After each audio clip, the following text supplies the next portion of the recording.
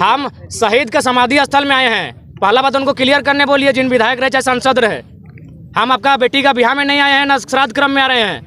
हम शहीद शक्तिनाथ महतो को सर झुकाने आए हैं। हम सभा में हम स्टेज चढ़े भी नहीं है, हम तो उनका समाधि स्थल में गए हैं। तो इसलिए स्टैंड क्लियर कीजिए। पहले उनको जानकारी होना चाहिए कि बुलाना कहाँ जाता है और कहाँ नहीं बुलाना जाता है।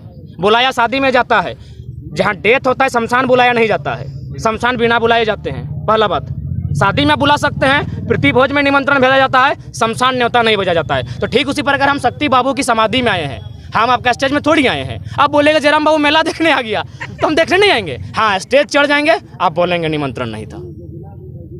आपका जो भाषण है बहुत एग्रेसिव ही रहेगा। शहीद का बेटा है, एग्रेसिव ही रहेगा। युवा जुड़ रहे हैं, जुआ जुड़ेंगे ही। जुआओं को एग्रेसिव पसंद है, एग्रेशन पसंद है। हमारा इरादा यही है, सिस्टम को बदल के रख देना। या तो हम शांत शक्ति की तरह हम भी शांत हो जाएंगे, समाधि ले लेंगे, लेकिन जब तक रहेंगे आवाज गूंजेगी।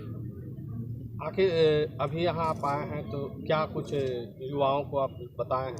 युवाओं को यही संदेश देना चाहेंगे कि देखें, जैसे ही हम मेरा एंट्री हुआ चारों तरफ देखे झंडा लगाए पार्टी का। हम बोले अब थोड़ा सा पार्टी का धंधा कम कीजिए। 5 साल में एक बार जिसको अच्छा लगे वोट दे दीजिए, लेकिन जीवन भर पूरा 5 साल रूटीन मत बनाइए कि नली तो 3000 का पेमेंट, तो मीडिया चलाने के लिए सोशल मीडिया में रिचार्ज, इस सब से आप दूर जाइए और सवाल कीजिए कि आप क्या कर रहे हैं। विधायक जी कह रहे हैं कि मेरा ही क्षेत्र से जयराम चुनाव लड़े, पता चल जाएगा कितना हमें है। पहला बात तो विधायक जी को मनाइए और शोभनीय बयान है।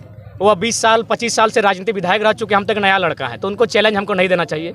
और उनको आभास होना चाहिए कि जैसा भी है हम उगता हुआ सूरज है, उगते हुए सूरज को। कहिए, आपका जो मांग था 32 से 27%, क्या फिर 15 तारीख को तब दे दें 36% बाहरी को नौकरी? क्या करेंगे 32 का चबाक खाएंगे?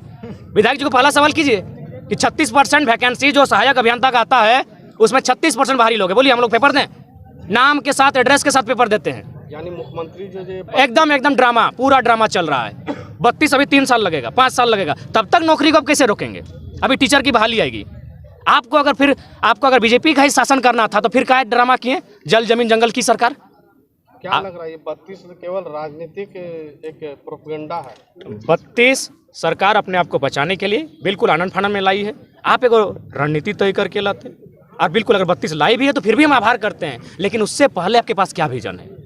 ठीक है, 32 क्या अभी आप लागू हो गया है? नहीं ना, तो फिर आपके मंत्री बयान क्यों दे रहे हैं कि 32 लागू हुआ, मजा लीजिए। इनको नहीं, हम आपसे मीडिया वालों से इतना चाहेंगे कि आज पिछले 10 महीनों में मीडिया जितना तीखा सवाल इस छात्र से पूछा है, एक बार पलट के उनसे इतना ही पूछिए कि 32 जो आपका संसद गया है कि हम ले आए और झारखंड का जो मांग था पूरा कर दिया। एक बात हमको बताइए, बस उससे इतना ही उनसे पूछा जाए जो लोग 32 का समर्थन कर रहे हैं कि ये संसद में किस सदन में पहले जाएगा?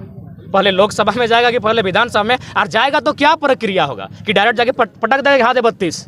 प्रोसेस होता है, चलिए हम ही बता देते हैं।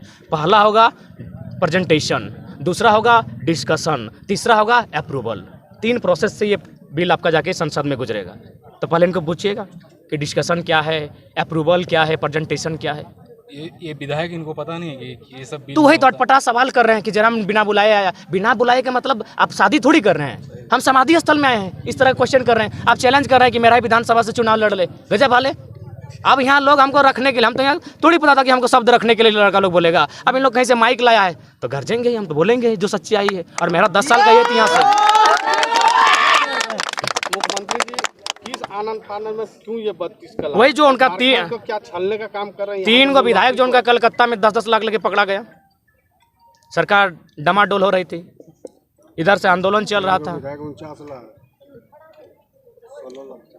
कुछ करप्शन के भी बातें सामने आई। करप्शन सामने है, बिल्कुल करप्शन सामने, आप देख ही रहे हैं। ईडी का छापा रोज पड़ रहा है उन पर, उनके लोगों पर पड़ रहा है। क्या लगता है मुख्यमंत्री जी भी हैं शामिल? बिल्कुल है, उनके नाम पर माइंस चल रहा है, शामिल हैं। आपको गोपनीय बात बता रहे हैं ताकि ये बात कहने के लिए बहुत साहस चाहिए।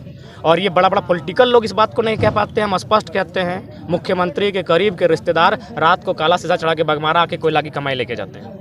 कौन है? नाम का खुलासा कर दिया? नाम का खुलासा समय में कर देंगे। जैसे जैसे मेरा कद बढ़ेगा, मेरा एनर्जी बढ़ेगा, मेरी निडरता बढ़ेगी, हम नाम भी लेंगे। बस इतना जान लीजिए, उनके करीबी रिश्तेदार हैं जो काला शीशा चढ़ा के आते हैं और यहाँ से कोयला की कमाई बगमारा से लेके जाते हैं। मतलब अब जयराम जी अवैध कोयला कारोबार को रोकने के लिए भी अब बिल्कुल करेंगे। कोयला का जितना भी कोयला का खदान है, चाहे टाटा सिजवा रहे चाहे जामाडवा रहे, हमारे पुरखों की ज़मीन पर है, वो हमारे लोग हैं, उनकी ज़मीनों पर है। उन्हें क्या मिला? उन्हें क्या मिला? एक नौकरी मिली, साधारण सी नौकरी 40 साल तक। 40 साल के बाद तो फिर वो क्या उनके बच्चों को फिर मिला? इसीलिए अब लड़ाई बहुत लंबी होगी। गोली भी मिला है, गोली भी मिला है, निश्चय ही मिला है। कल 4 को मिला, सॉरी कुछ दिन पहले 4 को मिला, गोली भी मिला है। उसको किस रूप में देखते हैं और जयराम जी क्या करेंगे उसमें? हम लोग आंदोलनकारी हैं, हम लोगों में आक्रोश भरना है, लोगों को एक सही दिशा देना है, विशेषकर युवाओं को, और एक ऐसा मूवमेंट तैयार करना है जो हम लोग पहला प्रयास करेंगे कि हल संवैधानिक तरीके से हो, और नहीं तो फिर उलगुलान होगा, मरता क्या नहीं करता। कोयला चोरी का जिम्मेदार किसे मानते हैं? कोयला चोरी का जिम्मेवार हम तो मानते हैं पढ़े लिखे ब्यूरोक्रेट्स को। मंत्री लोग पढ़ा लिखा नहीं है। आप तो उसे डट डपकार के बात कर सकते थे, आप 60 साल की सर्विस करते हैं, उन लोग 5 साल के लिए करता है। ब्यूरोक्रेट्स सबसे ज़्यादा दोषी है कोयला चोरी के लिए। धनबाद में 600 करोड़ का कोयला प्रत्येक महीना। उसमें सुनने में आया है पार्टी की, क्या जो वर्तमान सरकार है उनके पार्टी के कोई लीडर है, वो 800 करोड़ का कोयला उनके नाम पर है। उतना कमा चुके हैं इस सरकार में, 800 करोड़। जयराम जी PIL दायर करेंगे क्या? कोशिश है और हमारी बातचीत चल रही है, लेकिन अब शर्त है कि हमारा जो लोग हमारे लिए खड़े होंगे PIL दायर करने में, वे लोग कितने प्रभावशाली होंगे। हम प्रभावशाली हैं, मान के चलिए, हम में निडरता है, लेकिन वे लोग साथ दे पाएंगे कि नहीं, इस पर हम लोग चर्चा चल रही है। और आप जो बात कह रहे हैं, इस पर हम लोग कुछ दिन पहले ही चिंतन मंथन कर चुके हैं, और जितने भी लोग हैं जिनको हमको लगता है संशय है, उन पर हम लोग PIL दायर करेंगे। जल जंगल जमीन बचाने वाली सरकार क्या इसी को बेचने आई है, और इस 3 साल में क्या बेच चुकी है?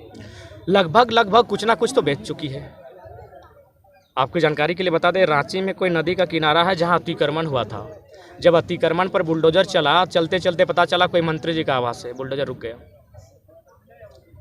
तो सरकार का कथनी करनी अंतर है। बिल्कुल, कथनी और करनी में अंतर है।